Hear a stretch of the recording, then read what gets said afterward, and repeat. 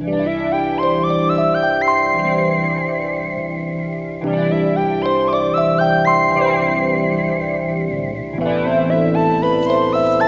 sommes dans les bois de Coutouin, en SB liégeoise, au mois d'août 2014.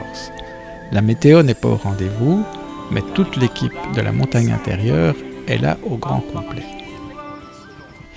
Je fais partie de la création de la montagne intérieure, c'est-à-dire c'est une échelon ASBL qui a été créée en 2001 par un monsieur Cobu. Il a eu un rêve dans sa vie, c'était de faire de la haute montagne avec des personnes handicapées. Et il a réalisé son rêve en 2002, c'était une première mondiale.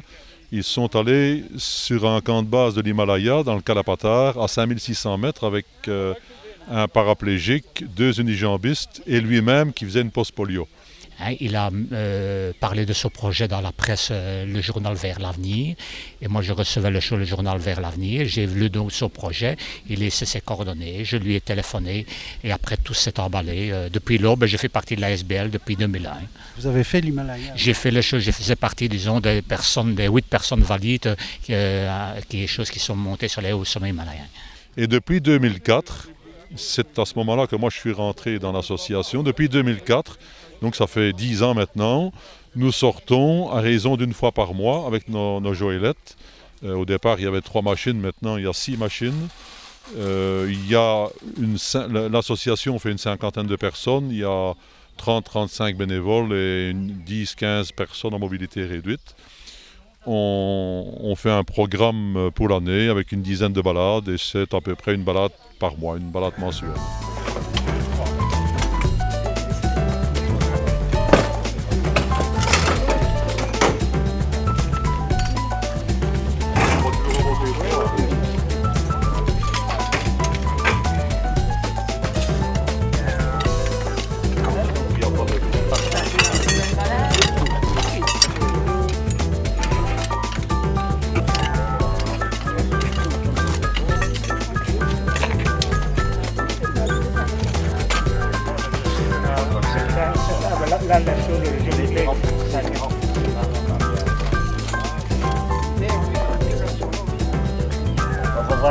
Normalement, parce qu'il y a une goupille qui vient là derrière aussi.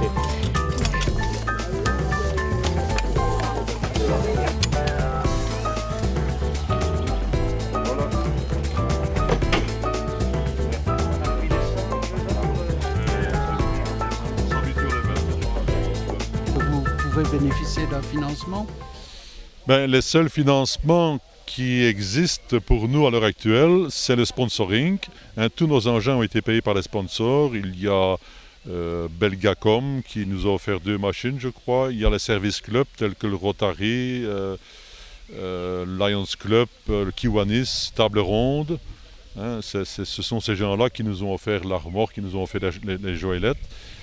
Et depuis peu maintenant, la FEMA, Fédération Multisport Adapté, nous octroie une petite subvention pour les kilomètres parcourus quand on fait du ramassage de bénévoles et du ramassage de personnes handicapées. Donc ils interviennent Dans les frais de déplacement. faiblement, mais enfin tout ça est à prendre.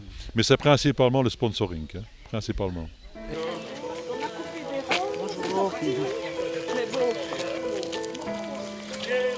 Après le montage des jolettes qui exige de l'habileté et de la précision, plus ou moins une demi-heure de travail, les participants et les accompagnants sont fin prêts pour entamer la balade.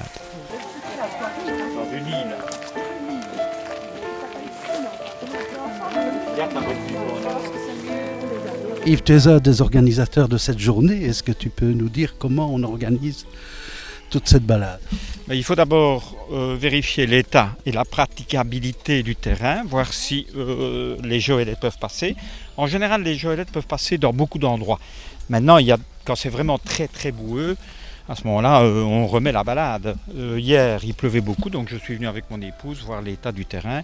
On a jugé que c'était valable, donc voilà, c'est un peu boueux, mais c'est valable. Il faut aussi penser à avoir les hommes en suffisance pour tirer, pousser, accompagner, et le matériel adéquat, c'est-à-dire les joëlettes en bon état. Ce sont les 3 critères fondamentaux pour faire une belle balade. Donc la roue centrale sur laquelle est assise la PMR, c'était la personne à mobilité réduite, est rattachée à l'avant par 2 grands bras qui sont tenus par le tireur. Donc le tireur, comme son nom l'indique, tire et est harnaché un peu comme un cheval, quoi, qui tire une charrette. Derrière, il y a un genre de guidon de vélo qui sert à freiner dans les descentes. Et le deuxième accessoire permet de régler la hauteur. Et alors il y a toujours 2 accompagnants de chaque côté de la joëlette pour assurer la PMR, quoi, la stabilité de la PMR et la personne qui parfois est soumise à des, en fonction du terrain, à des secousses, quoi.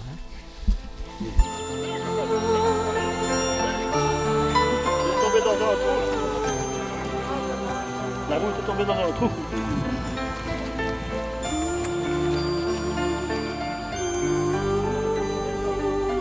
Doucement, doucement. Attention au doigt.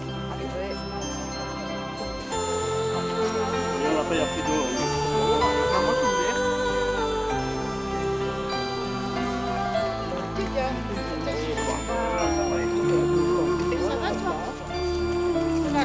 Ça va.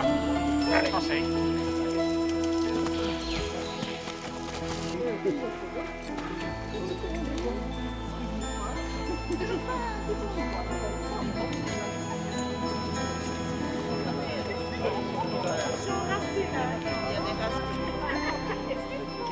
Bonjour Josiane, est-ce que je peux vous demander vos impressions après la promenade?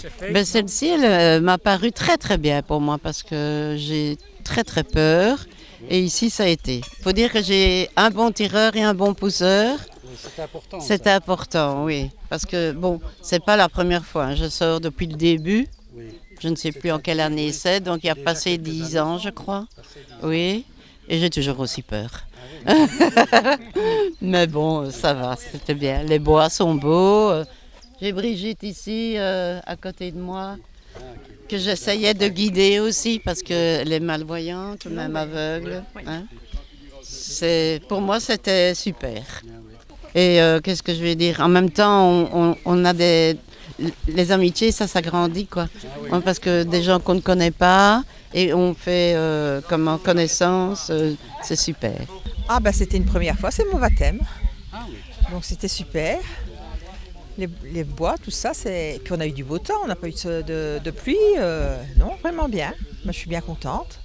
C'est la première fois? Oui, c'est la première fois oui, que je venais, grâce à Josiane et Maurice, parce que je ne connaissais pas. Donc j'ai connu Josiane et Maurice à la Ligue de la sclérose en plaques. Donc c'est comme ça que j'ai introduit le cercle. On essaye de se divertir parce qu'on sait faire, quoi. Qu'est-ce que vous pensez du rôle des tireurs et des porteurs? C'est bien, c'est formidable parce que pour tirer des personnes comme nous, c'est pas évident. Hein. Puis moi, je suis quand même une personne de poids, donc chapeau. Hein. Quand on voit les circuits qui sont bien tracés, mais il y a des montées, c'est pas tout repos. Hein. Enfin, chapeau à eux, chapeau de faire tout ça, de s'investir pour faire tout ça, c'est formidable, je trouve, d'avoir des gens comme ça. De ne pas laisser les handicapés rester dans leur coin. Un champ bouillet qui descend vers la vallée. Et à droite, c'est des sapins. Des fougères, pardon. J'ai dit quoi?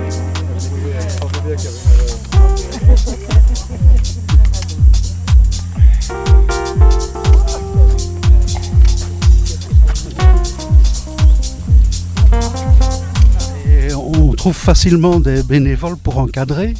Et bien voilà, ça c'est le problème. On trouve facilement des aidants, mais des tireurs-pousseurs, il faut tout de même avoir une condition physique. Et malheureusement, on se fait de plus en plus vieux et voilà. Donc comme ici, on peut voir qu'il y a une pente peu banale.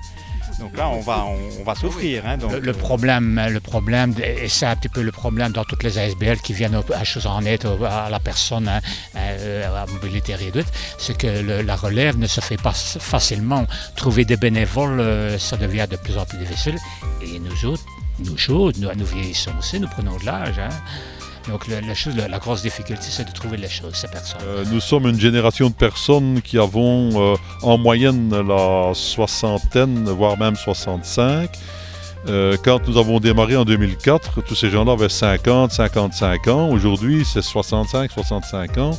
Et le renouvellement est difficile. Donc, à court terme, on aura des difficultés. On a bien Renaud qui a 35, 40 ans. Il y a bien 2-3 jeunes qui viennent spontanément, mais une fois ou deux fois l'an. Donc, il y aura un sérieux problème dans les années à venir. Oui.